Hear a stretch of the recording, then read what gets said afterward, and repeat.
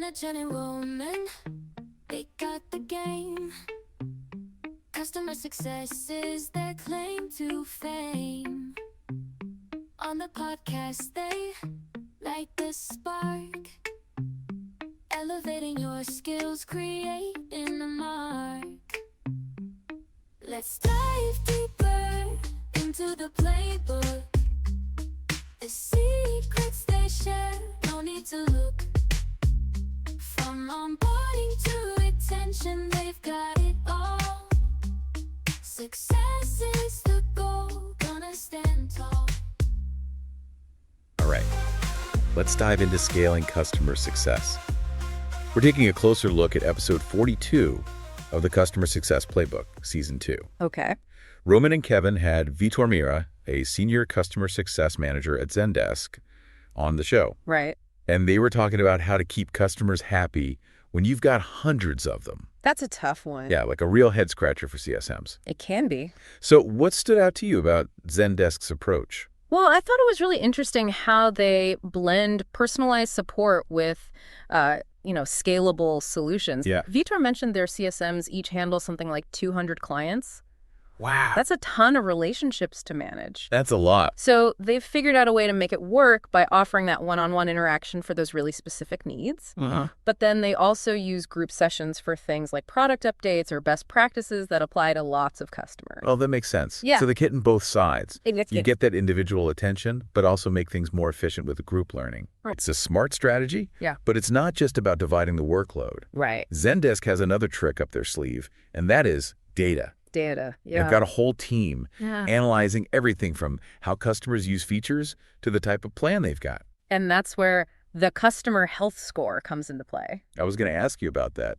I saw that in my notes and was like, what is that? It's kind of like a thermometer. Okay. It gives the CSM a quick snapshot of how healthy that client relationship is. Interesting. So if a customer's score starts to drop, that's a sign for the CSM to reach out and check in. Oh, so it's like preventative care? Exactly. Like before it becomes a big problem. I like that. A data-driven approach. Yeah. It takes out the guesswork. Makes a lot of sense to me. It does. But even with great systems, you still get those ghost accounts. Right. The ones that go silent.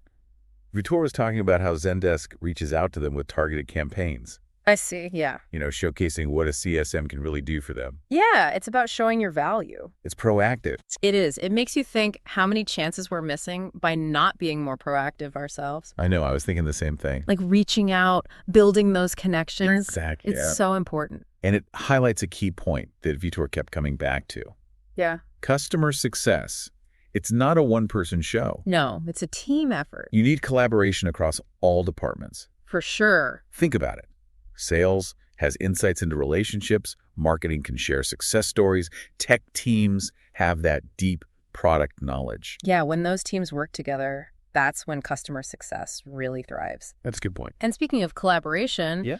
the conversation took a pretty interesting turn when they started discussing AI Oh, yeah. and how it could impact the whole field. You could just feel the energy shift when they got to that topic. Right. Both Vitor and the hosts, they see AI as a game changer.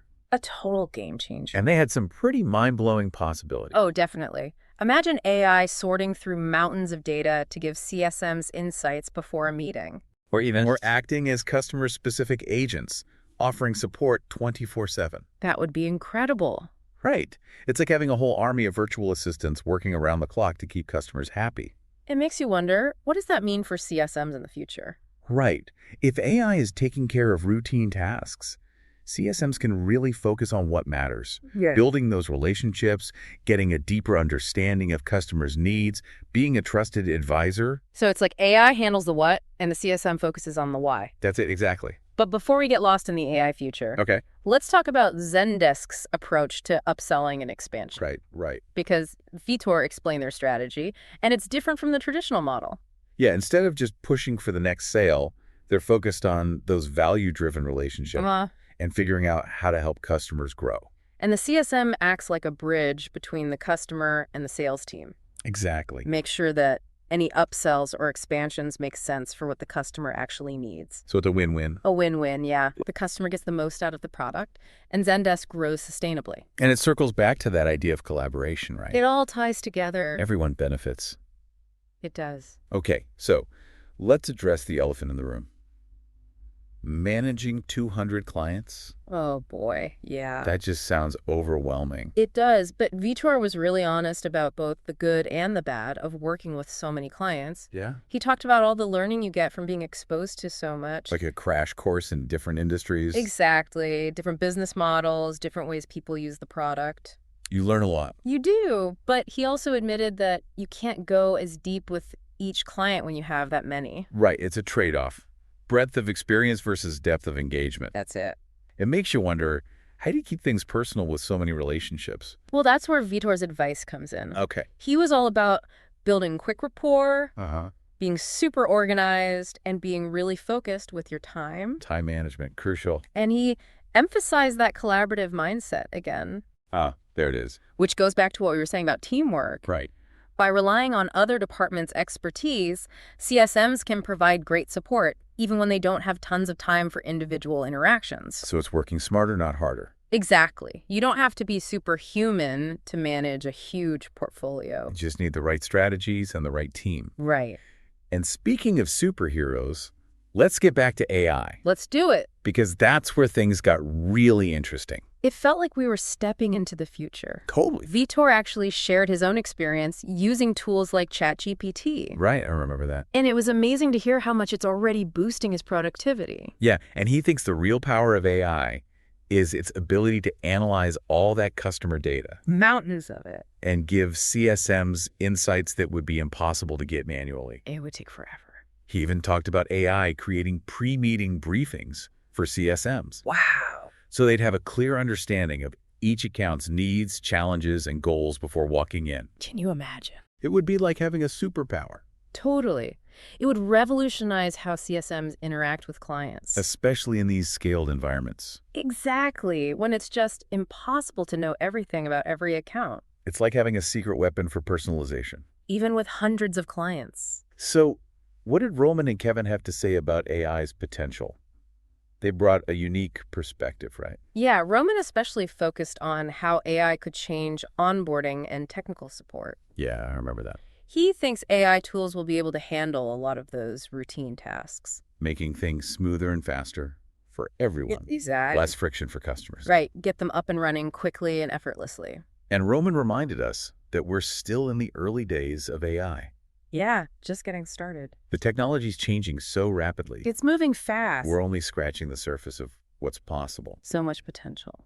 Now, what about Kevin? What was his take? Well, he took us even deeper into the AI world, exploring some of the cutting-edge stuff in natural language processing and machine learning. That's his area of expertise. It is, and one of the things he talked about was using recorded customer conversations as training data for AI-powered agents. So it's like giving those agents a crash course in understanding customer needs. Exactly. How they communicate, their preferences, everything. They'd become incredibly sophisticated over time, Oh, yeah, imagine that. like personalized assistants for every customer, available 24/7.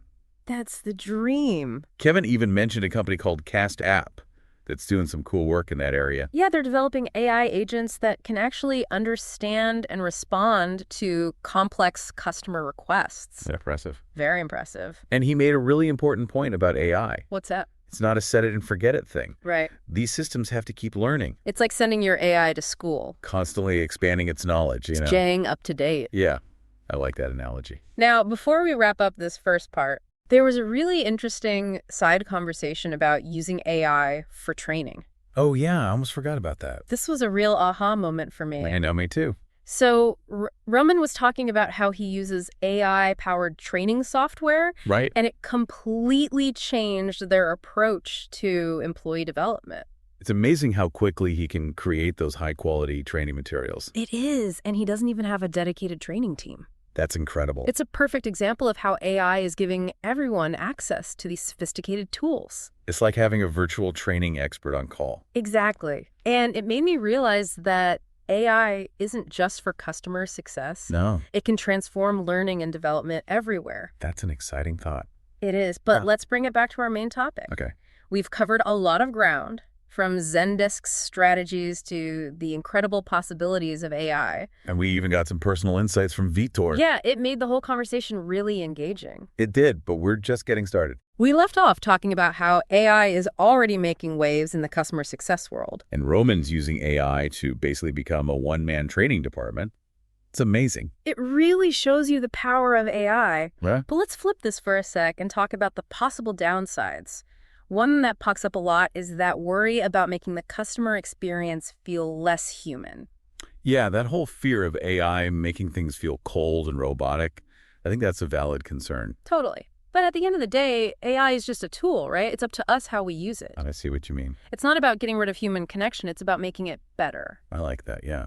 So how can companies actually put AI to work in customer success? Where do you even start? Well, I'd say step one is figuring out your goals. What are you trying to achieve? More efficiency, a more personalized experience, maybe both. Once you have a clear goal in mind, then you can start looking at all the different AI tools and tech out there. And there are a lot.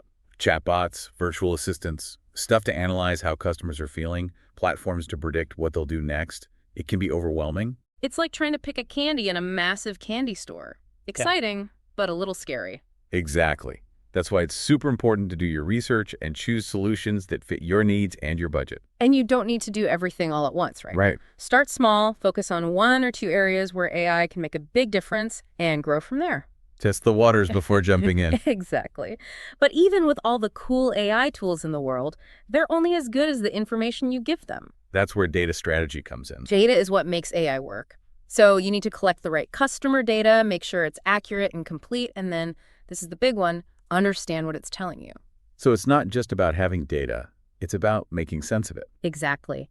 And those data visualization tools and dashboards can be really helpful. They can show you patterns and trends in your data so you can make smart decisions. So as we wrap up part 2, think about this.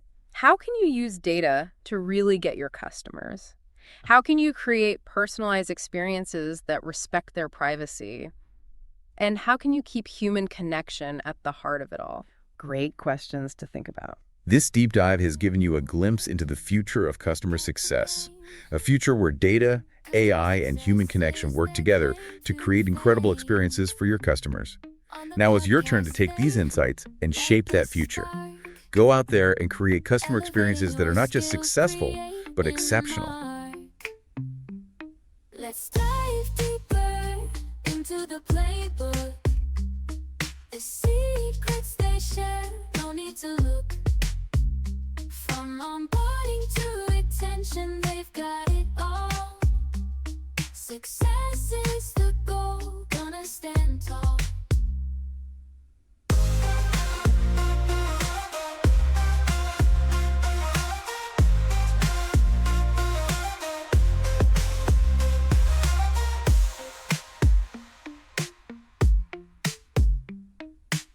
Success is the goal, gonna stand tall.